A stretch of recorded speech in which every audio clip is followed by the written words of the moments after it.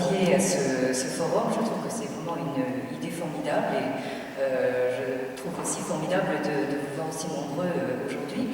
Ce qui m'a poussé à m'intéresser au rapport de la Chine à l'autre, c'est précisément parce que j'en ai assez d'entendre actuellement parler de la centralité chinoise.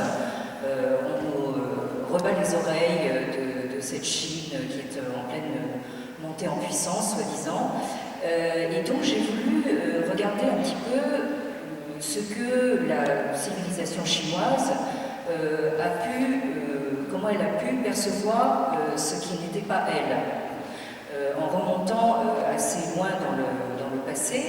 Et Dieu sait qu'en Chine on peut remonter quand même assez loin, pas aussi loin qu'en Inde, mais enfin tout de même. Et donc, ce que j'ai pu percevoir, c'est que cette civilisation chinoise s'est considérée non seulement comme le centre du monde. Ça, je dis toujours que c'est une banalité. Tout le monde se considère comme le centre du monde. Les Grecs l'ont fait, les Français le font, et donc les Chinois aussi. Donc on comprend que pour eux, la Chine, c'est le pays du milieu, le pays du centre, mais ils ont fait mieux en se considérant comme tout simplement le monde, tout ce qui est sous le ciel. Mais quand on pousse un petit peu plus loin, on s'aperçoit qu'il n'y a pas véritablement de hiérarchisation de l'être civilisé par rapport au non civilisé sur des critères justement d'intelligence. Ce sont plutôt des critères de connaissance des rites. Pour les Chinois, celui qui n'est pas civilisé, c'est celui qui ne connaît pas les rites, qui ne sait pas comment justement en fait se comporter dans la communauté humaine. Et par conséquent, les critères ne sont ni d'ordre ethnique, ni justement fondés sur des degrés d'intelligence, mais sur cette connaissance des rites. Oui, Anne Chang, plusieurs journées de cours au de France. Donc, l'autre pôle, l'expression n'est pas de moi, mais je citais Simon Less, Pierre Ekmans. En réalité, j'ai eu l'occasion justement de réfléchir beaucoup sur cette question de la supposée altérité de la Chine, étant donné que, selon moi, je crois qu'il y a d'abord en fait un fond humain commun, ça c'est quelque chose qui relève d'une conviction profonde, et donc quand on invoque, comme le discours officiel chinois le fait actuellement, quand on invoque l'altérité chinoise, c'est un alibi justement pour court-circuiter la construction du politique et du démocratique en Chine. Et donc je relève toujours que les Chinois ne sont pas des martiens, et ce sont des êtres humains qui ont besoin de justice. Donc en cela, je ne vois pas en quoi la Chine serait autre. Alors cette altérité, elle nous vient essentiellement de la perception européenne de l'époque des Lumières vis-à-vis de la Chine, c'est-à-dire que vous avez en gros, très rapidement, d'abord le mythe de la Chine philosophique, avec Voltaire, Leibniz, etc. Donc Confucius est considéré, selon les jésuites, comme le philosophe des Chinois. Je fais référence à la première traduction en latin d'un corpus confucien important, qui date de 1687. Donc ça, c'est le mythe de la Chine philosophique. Et ensuite, ce mythe est retourné complètement dans un autre mythe, c'est-à-dire le mythe du despotisme oriental, à partir évidemment du jugement de Montesquieu dans l'Esprit des lois qui date de 1748. Donc à partir du milieu du XVIIIe siècle, vous avez un retournement complet justement de cette altérité. Donc, et à partir de là, la Chine est véritablement rejetée dans justement cette altérité despotique, non philosophique, et les choses évidemment s'aggravent au au XIXe siècle avec le jugement de Hegel en particulier, qui rejette l'Orient et en particulier la Chine donc, dans le non philosophique. Et ça se termine par ce que M. Laurentin nous disait tout à l'heure, c'est-à-dire dans un rejet carrément raciste de la Chine, non seulement en tant que race jaune, mais aussi en tant que race qui pratique une langue et une écriture qui ne permet pas l'exercice philosophique, autrement dit, qui est contraire à la liberté. Et actuellement, donc, on voit réapparaître des relents justement de ce discours orientaliste qui est repris par, encore une fois, le discours officiel actuel, qui trouve très commode justement de faire valoir ces caractéristiques chinoises, c'est-à-dire qui n'ont pas besoin justement de passer par la construction de la démocratie. S'enchaîne sur un dire, Madame Hatchett disait à l'instant. Quelque chose que j'ai développé dans un de mes cours au Collège de France, parce qu'effectivement il y a un renversement spectaculaire là, et qui en plus se joue en un temps assez bref, c'est-à-dire en quelques décennies, au tournant du 18e, 19e siècle. On peut dire que effectivement les premiers missionnaires rapportent justement leur impression concernant ce qu'ils voient en Chine. Et ce qui les frappe, c'est qu'ils disent, enfin les gens sont blancs, ils disent pas jaunes, ils sont blancs, et ils mangent assis à table. Donc ça, c'est vraiment les premières choses qui les frappent.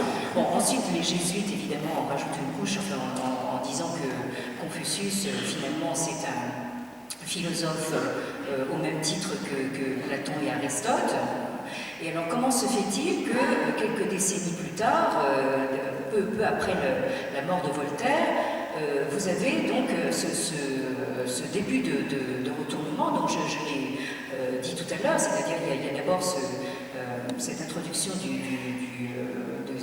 l'idée du despotisme oriental, et ensuite vous avez au XIXe siècle, ce qui se passe en Europe, c'est au fond une détermination d'identité de l'Europe qui se fait sur la pratique de la philosophie comme une pratique professionnelle à l'intérieur de nouvelles institutions académiques. Nous y sommes, la Sorbonne, c'est une université de type moderne en Europe.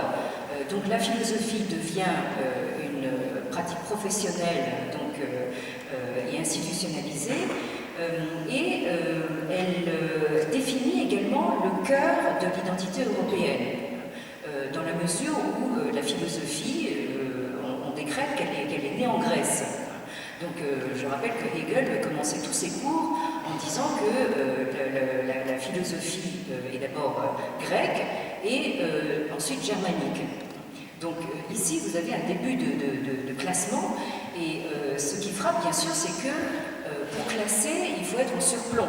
Alors, on ne peut pas classer quand on est in medias res, au milieu des choses.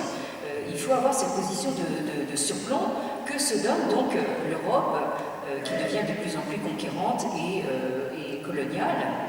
Et à la fin du 19e siècle, vous avez une classification, alors non seulement des plantes, des animaux, mais Pierre Sagaravelou l'a rappelé aussi des humains. On a commencé tout à l'heure par une référence à 1885. 1885, c'est aussi l'année où à Chicago se réunit donc le premier congrès mondial des religions. Et c'est à ce moment-là qu'on voit apparaître tous ces ismes qui nous encombrent encore à l'heure actuelle.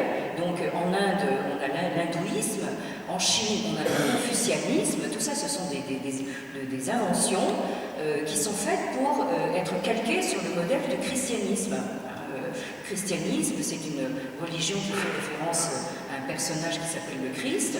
Et donc de la même façon, vous avez le confucianisme qui est une religion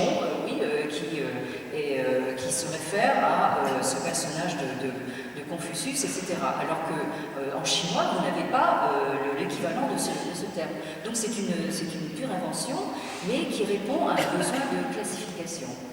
Béatrice Bougnol. Oui, peut-être que je à résister un petit peu à tous ces raisonnements un petit peu essentialistes, parce que du coup on retombe effectivement dans une approche un petit peu orientaliste. L'histoire intellectuelle de la Chine, elle couvre quand même un minimum de 2500 ans, je pense. Donc c'est quand même c'est difficile de dire que la pensée chinoise est comme ci ou comme ça. Enfin, je veux dire, bon, tout dépend un petit peu de